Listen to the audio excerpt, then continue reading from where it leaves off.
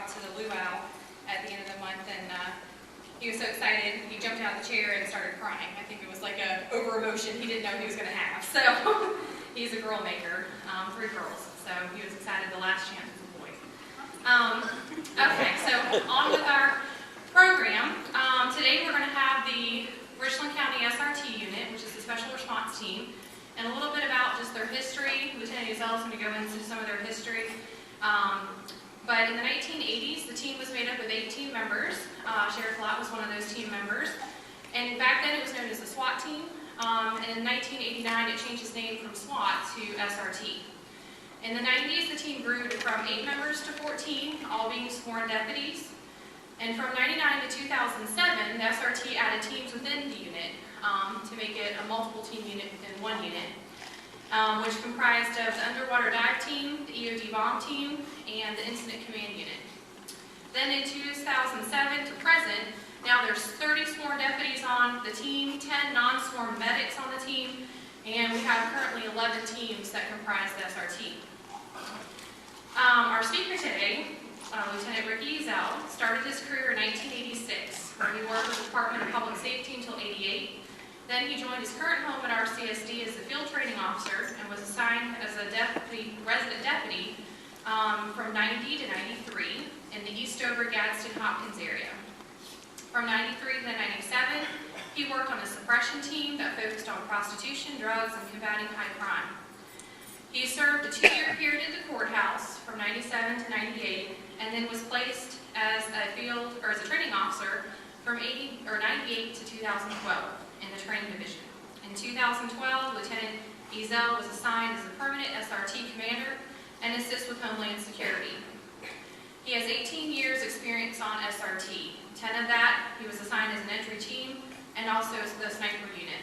In 8 years, he's been the SWAT team instructor for the SRT unit. He currently has served in law enforcement for 28 years. So please join me in welcoming the Richland County SRT unit and our speaker, Lieutenant Ricky Uzell.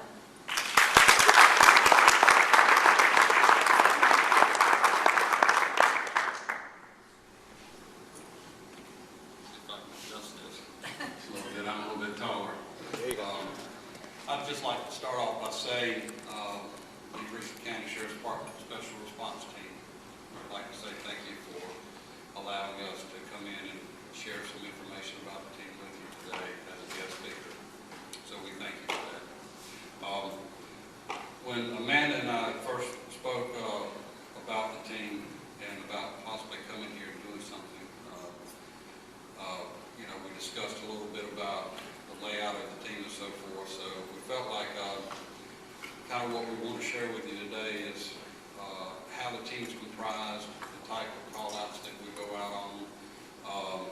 I'll have, at the end of this, I'll have some of the operators actually come up that are on the team, and we'll discuss a little bit about the equipment and open it up for questions at that time.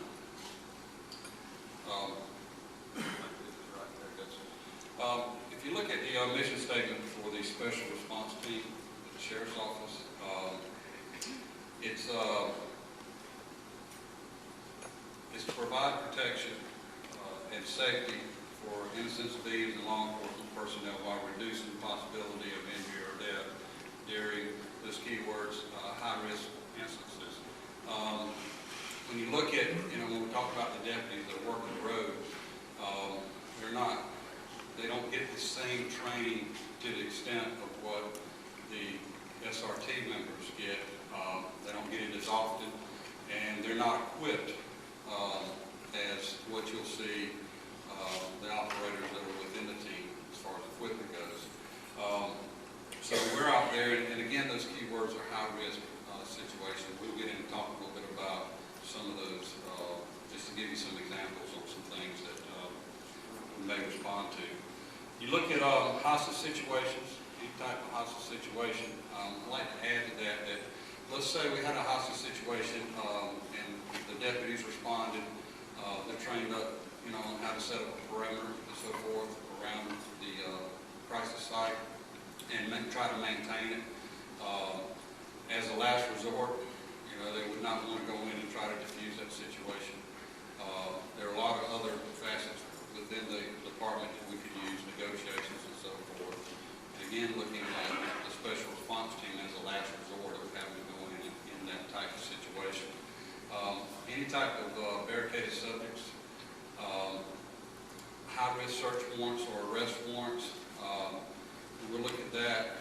We're looking more at maybe a murder search warrant. Maybe we're dealing with someone who's trafficking high quantities of drugs and or weapons, something along those lines. It's not going to be your drug search warrant for the typical guy that's on the corner selling drugs out of his pocket. We have to be warranted to be able to go out and actually activate the team. So it's got to be something a lot more high risk than that. Any type of armed suspects, that could be, ongoing as we speak, or it could be where we feel, we're going to be going into a location and try to secure it for the investigators by dealing with individuals that may be armed as well.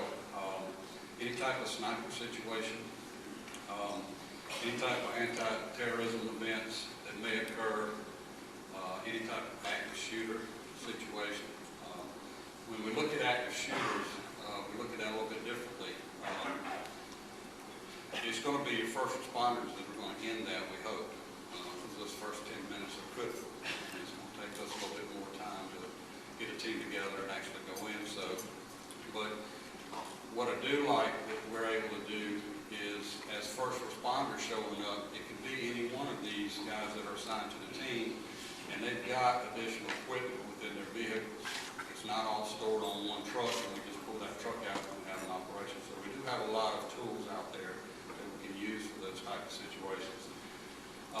Any type of dignitary protection or so forth. Vice President, came to town a few weeks ago. Any type of situation like that. You could even think out of the box a little bit on that. With our Region 5, which is our courthouse, let's say they have some jurors sequestered on a high-profile case. We could actually go in and provide, security and transportation, and if they're, put up in a motel of some sort, we could provide protection there and getting them back and forth to the courthouse. So just kind of thinking out of the box on that a little bit. Any type of civil disturbance, riots, things of those natures, we could actually respond to. So that just kind of gives you kind of a general idea of when we talk about high-risk type situations or large crowds that we're having to deal with. The special response team is a part-time team. It's comprised of sworn deputies within the department. Chosen team members serve on the team. They volunteer for the team. They don't get any additional pay or anything for being on the team. Standards are held a lot higher than what you would see of a deputy sheriff at the sheriff's office. So, when we get somebody that wants to be there, it makes our job easier when we train them and get them ready because it's in their heart. It's something they really want to do. So it's on a voluntary basis. There's a lot that we'll get into and talk about that they have to do and perform to be able to make the team. But they are held to a lot higher standard. Another glitch there is, when we have somebody coming in, we like to lay it all out and tell them, what they can expect. So they're not blindsided. One of them is being on call, 724. So what we do is we rotate our inter-team guys every 2 weeks. So we've got a team that's on call, gives the other guys a chance to relax a little bit, and then they rotate each month. In addition to the team, these deputies also perform their job duties that they were originally hired to do. You'll see here several different facets within the sheriff's office. You're looking at the uniform division, the crime analysis team, known as the CAT team, drug suppression team, traffic division, K9, criminal investigation division, narcotics, internal affairs, Reserve Deputy Program, Training Division, Crime Scene Lab, and we have a couple that are assigned to the DEA Task Force. So we've got a mixture of guys throughout the whole department. What we found really helps us with that too. If you look at these situations where we may be called out to a barricaded subject or possibly someone who has just shot an individual, you know, we're looking at a crime scene that's there. Well, you'll see there we've got the crime scene lab that's already right there on the scene with us. But we have to treat every one of those situations, you know, as a crime scene once we get it secured. So it really helps out there. Having someone there, again, from internal affairs helps us out as well. So you kind of see a mixture. And when I bring the guys up towards the end here, they'll actually describe what division they work in within the sheriff's office, and you'll see that mixture that's there within them. Members of the special response team, they're expected, like I said earlier, higher standards. You know, due to the danger of the missions that they're going to go out on and how lengthy those things can be, they've got to really have a lot of stamina to be able to go throughout that duration. You know, you may say, well, why don't we have 30 some odd people assigned to the special response team? Well, if you look at that, we've got to have people that can come in and relieve and give them rest and so forth. So it gives us that availability by having that as well. Their training consists of training twice a month, 10-hour day, which equals out to about 20 hours a month during their training. So each month, that's what we're performing as far as what we call in-service training at the department. Some of that training, it consists of physical fitness, firearms, cognitive skills. Those cognitive skills we kind of look at as those critical skills that they need to maintain. And the more they do it, the better they perform with it. So that's what we try to focus on with our training each month, on setting different type of scenarios and things up, you know, during each month to make sure that we're meeting the requirements of what we're working towards as a Type 1 SWAT team, so to speak. Members of the team are required to pass a quarterly CrossFit-based physical fitness test and an annual 40-hour certification qualification in order to maintain their position on the team. It's kind of like, if you look at, let's say football, pro football, you know, those guys have to work for their position every year. They're not grandfathered in. You know, once they're on the team, they're always on the team. So they're constantly having to compete against one another to keep that position within, you know, within the team that they're assigned to. So it makes our job easier when it comes to training, because, you know, we don't have to light a fire up under their rear end to get them going. They're you know, when we talk about alpha, they're go-getters. If you set one down in here, you'll see him tapping his foot or something, just constantly moving, but a lot of energy based. When you look at the PT test that the guys have to do, if you compare that, which I have, with other SWAT teams across the United States, they're, even when you look at full-time teams that do it full-time, not part-time, it doesn't compare to what these guys are having to do.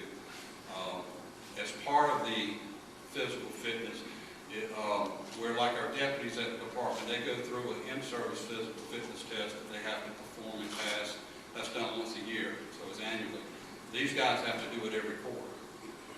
Our next one, like, is coming up June 17th on one of our next training days. So it's every quarter that they're having to maintain that. And if they come out and they take the test and don't make it, they lose their position on the team.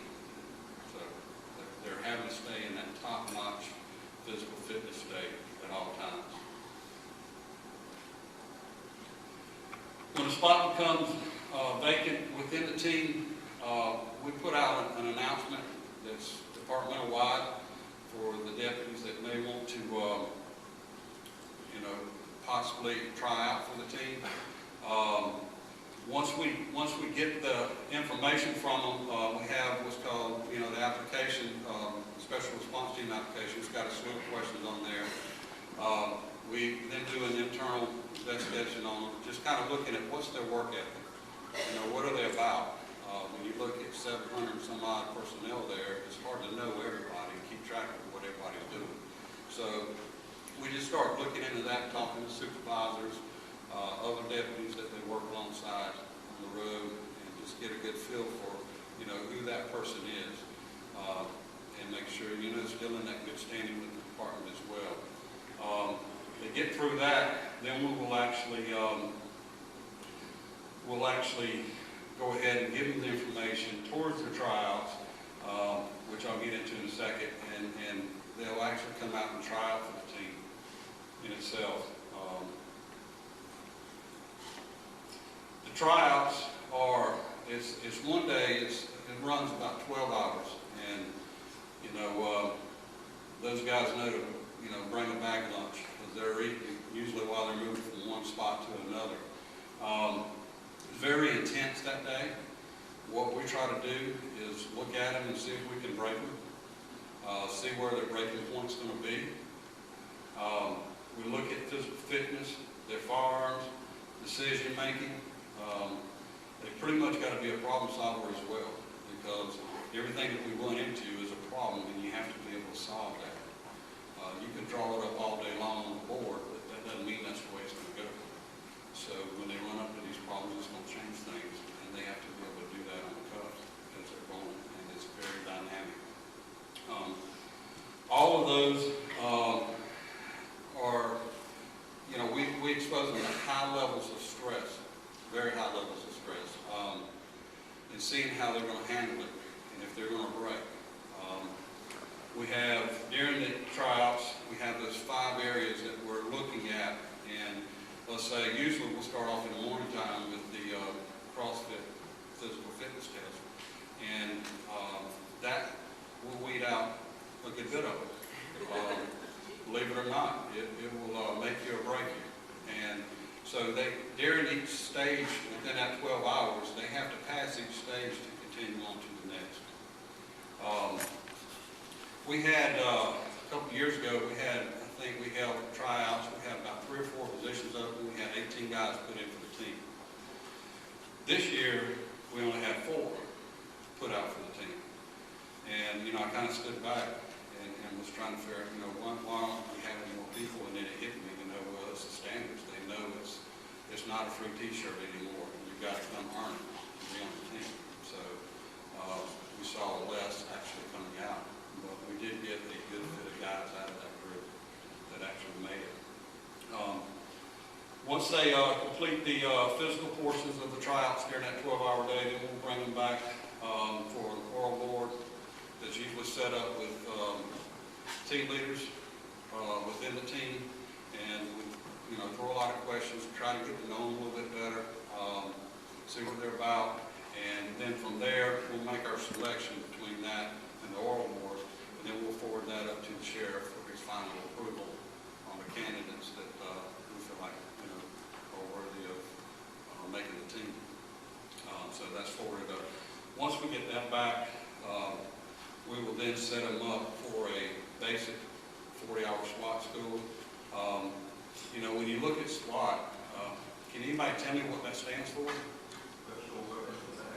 Special Weapons and Tactics. Does anybody know when that actually was implemented into law enforcement? I'll give you a clue. It was the Texas shooting at the college with Richland. They climbed up in the tower, high-power rifle. That prompted for SWAT to actually be implemented because the deputies really got to hand it to them with the way that they responded, because they'd never gone up against anything like that. So you could probably imagine a conference going on with a bunch of sheriffs and chiefs sitting there across the United States, and, you know, they're like, hey, we got to come up with something on this. You know, this was catastrophic, and what can we do to improve it? And someone says, well, we need somebody, you know, that's trained up on special weapons and tactics. And they said, okay, what are we going to call it? Well, acronym SWAT. And that's within 1966 when it was implemented. We've learned a lot since then. When you look at the Columbine shooting,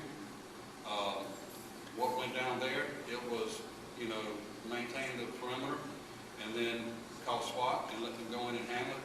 But meanwhile, we said those first 10 months are critical. So a lot of people were dying because of that. So, you know, it changed things a little bit on how and when they're actually going to be implemented as a team, so to speak. Our team is set up into different facets within the special response team. We have an entry team. There's 2 teams, 8 men on each team, and on each team we have a team leader, an assistant team leader, and a breacher. Actually, 2 breachers assigned to each team. But it's comprised of 8 what we call operators on each team. So 16 total between the 2 teams. We have a EOD explosive team.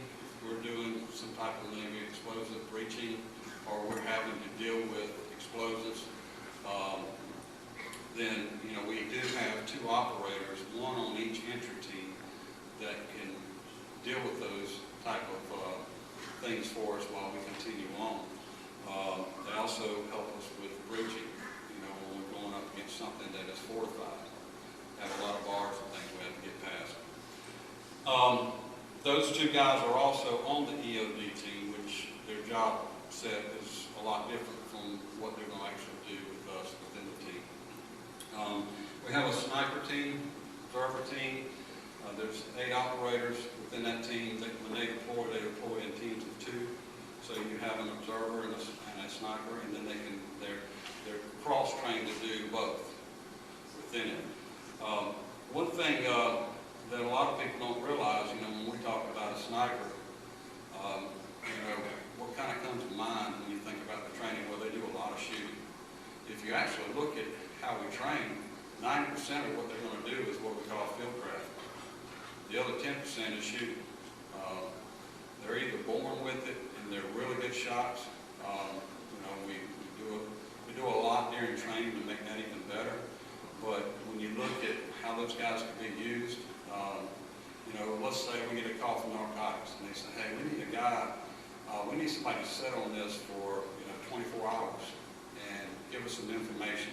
So I was teaching at Cape School last week, and one of the kids says, in the class, he says, what's the difference in a sniper operator and the entry team operator? And it's a big difference. And what I told him was, well, if you're afraid of bugs, spiders, snakes, things of that nature, you probably don't want to be a sniper because they have to lay down in that stuff repeatedly for long periods of time. So it takes a different individual to want to do that type of work. So we do have a really good sniper team. The medic team, we have 10 medics within the team and 2 doctors, one of which you'll meet here in just a little bit, Dr. Shelton. And then we have Dr. Barefoot that help us control the team. Then we have a tactical support team, which consists of 5 operators. And what I did in 2007 when I started doing their training, I started looking at this because we started having deployments where guys were getting called up in the military to go across the pond. And you know, it takes a lot of time to get somebody trained up for that entry team. It actually takes about 1.5 years before they're going to actually go through a door on an actual operation. So what we've done is created this tactical support team, and these are guys that are on this team that they made tryouts, they made a team. They just need a little bit more mentoring and training. With a little bit of time, they'll make a really good operator within the team. So now we've got a pool that we can pick from. So if somebody on entry gets pulled off for deployment or what have you, we've got a group of guys there that we can go ahead and pull and plug that position within the entry team. So when guys make the team, they start off on that tactical support team. They're not put right in. But the following year, like I said, they're competing against one another. I may have somebody on tactical support that really does really well and outdoes one of those guys that's been on entry for a couple of years, and guess what? That guy gets bumped down. So that team's really helped us out when we look at how much time it takes to train these guys. Technical support team, we've got 6 guys assigned to that, and we have a couple of IT guys. We've got a lot of skills with computers and so forth. Those guys help drive vehicles to and from operations, hand out equipment, and so forth. Weapons and mass destruction team, WMD team, we're a regional team. We have 6 other counties outside of Richland County that we would respond to if there were that type of event were to occur. Those 30 operators, or what you see looking up, the teams that are on the left, 30 guys are comprised within those teams to make that WMD team. A waterborne team. You look at insurgents from the water. Well, what big waterway do we have here? Lake Murray, right? We've got some rivers. How many subdivisions do you know that has waterway behind it? Quite a few. So, we always look at the tactical advantage, and it's not always going to the front door. But if there's waterway in the back, how are we going to get to them? So we actually have 8 operators that are trained up that can come in should that be needed. Dignitary protection team, we have 10 operators assigned to it, and then the man tracking team, we have 18 operators assigned to that so that we can go out and assist K9 and so forth in those type of situations where they may be needed. The medic team, again, it's a part-time team comprised of external and internal teams within the medic team. When you look at our external medics, that's something we just added about a year and a half ago, is those guys actually work with EMS, Richland County EMS, to assist with, they're brought in, so they've got those clinical skills, and they do them on a regular basis. So they're comprised of that, but they're not armed. When you look at our internal medics, consist of 2 doctors and 1 other medic, and also a captain at one of the fire departments that make up that team. And those are armed medics. They've gone through our reserve deputy program and are certified. So we do have some armed and some unarmed. Just a little quick list of some of the vehicles that we have within the team. The MRAP, which is parked out front. An APC that's on tracks. You probably saw that on the slideshow. We've got a large equipment truck. It's got 6 bays on each side that haul additional equipment and so forth.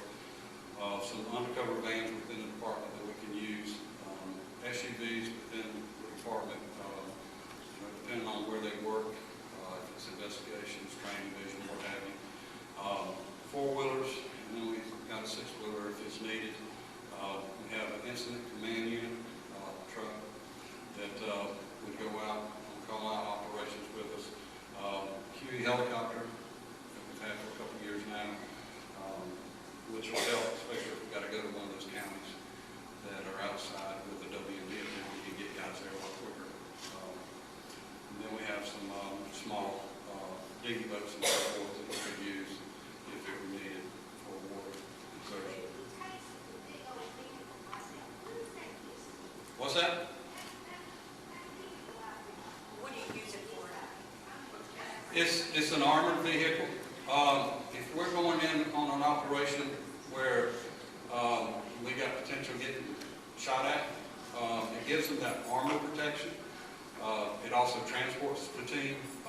Look at an active shooter at a school, and we've got to go across a field to get to the school. It gives you that added protection for that. So it's an armored vehicle that we got through the 1033 government program. I think it's free. It didn't cost anything. I'm sorry? They're normally dressed up this way for any operation that we deploy. Yes, ma'am. If it's day or night. Come on up, guys.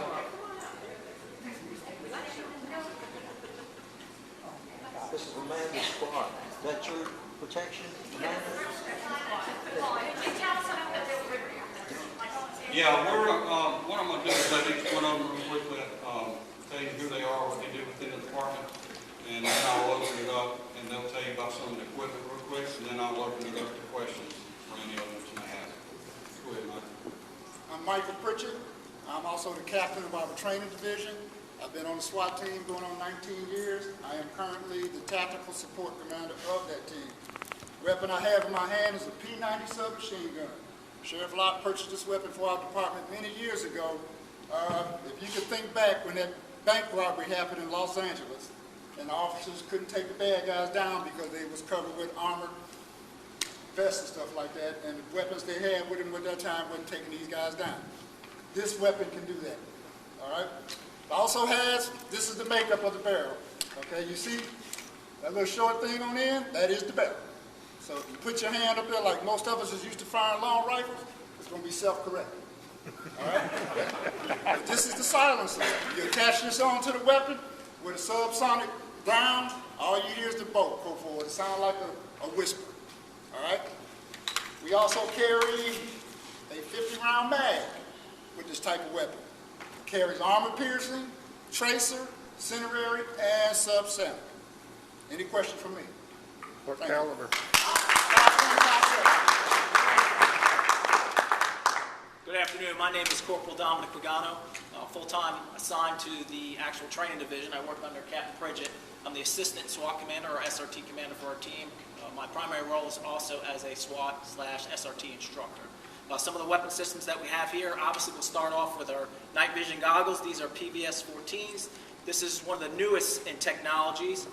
This actually allows us to see in the dark, low light conditions where the bad guys cannot. Move down here, I have what's known as a SCAR lightweight machine gun. It has a 12.5-inch barrel. It's a gas-operated, air-cooled, piston-driven weapon. Fires about anywhere from 300 to 500 rounds per minute. We have an aim point optic up here.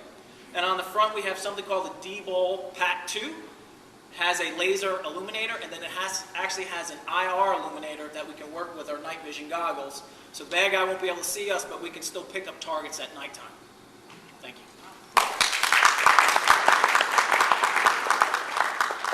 I'm Dr. Steve Shelton. I'm an emergency physician as well as a reserve deputy with the program. I've been with them for approximately 14 years now as the medical team leader for them.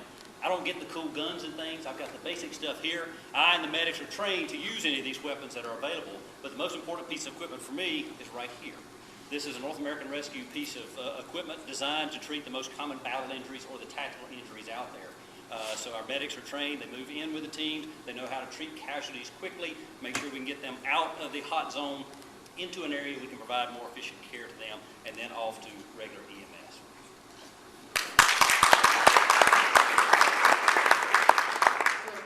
We'll open it up for questions. Yes, ma'am.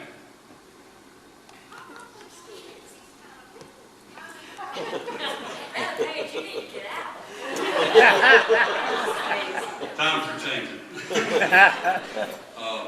They're not deployed very often, but they're trained and ready if it calls for it. How many times in a year would you say you're deployed? We may average somewhere between 12, 14, maybe on average. It comes and goes. This year we're actually ahead of that. So it's not. I mean, these guys aren't going to knock on your door on a complaint or something dressed like this. So these, yes, ma'am. Any high-risk situation within Richland County, these are the guys that are going to go. Yes, ma'am. Could you give us an actual example of, say, within the last year or two that you responded to? Those that you might have seen or heard. The shooting up on Johnson Marina Road, where the husband shot his wife and was still inside the house armed. And we were able to, actually, we got up to the door and talked him out and was able to get him out without injury. So that's just one that comes to mind. Yes, ma'am. Do y'all work in partnership with other law enforcement agencies or other? We cross-train. Okay. There are other AWND teams within South Carolina, and we cross-train with all those departments as well, which really helps. The tactics we're using, we're training the same tactics between all the teams. But long drawn-out situation, we're going to have to work together, and it worked well. So we often train them. Yes, sir. With the sheriff being one of the older ones, what's the oldest on your team? I would say Mike Pritchett, and then probably me. We're probably the two old ones. You never want to get rid of your gray hair. Approximate guys on the age? team, that is. Approximate age? One thing that he's misspoke a couple times, he's called them guys, but also have female deputies that may receive a career. And they're held to the same standard as the guys are. Right now, we have two females. Amy Lutz, you probably saw her on the slideshow, and Caroline Sarah, who's on the team, Love as well. And she's a little short thing with a stick of dynamite. I tell you. Short. Why do they not get additional compensation when they're going over and beyond what the normal person would? It's just, I guess one of those things that's always been like that. You know, it's you know, they got a lot of drive, they got it in the heart, and you know, those things would be nice, but you know, the guys really, when you look at it, are willing to sacrifice for the whole department and not just for themselves. So it's something. It's the way it's been ever since it was created. So, yes, sir. So what's the most dangerous situation you've been in? We've had some shootings. A few years ago, we were actually shot back at with barricaded subjects. You know, not all situations are going to end well. You know, I was asked last week by one of the kids in the class, and said, well, if you were to describe one of these guys in short form, in a very small sentence, what would you say? And the only, you know, it's very quick reply. I say they do bad things to bad people. You know, but we're talking very high threat type situations. But we've been in some close calls. We've been shot at several times. And you know, we've got ballistic shields and other things that we had a deputy been in that situation, that would have gotten shot for sure. So it's really helped sending these guys out on those operations. We got time for one more. Yes, sir. Were you guys involved with the Wells Fargo shootout a year and a half ago? No, sir. That was that had already gotten over pretty quick. We had gotten a call to it. We were en route, but they had already cleared pretty quick by the time we got down there. So that's where those first responders, those deputies working the road, they get some really good in-service training.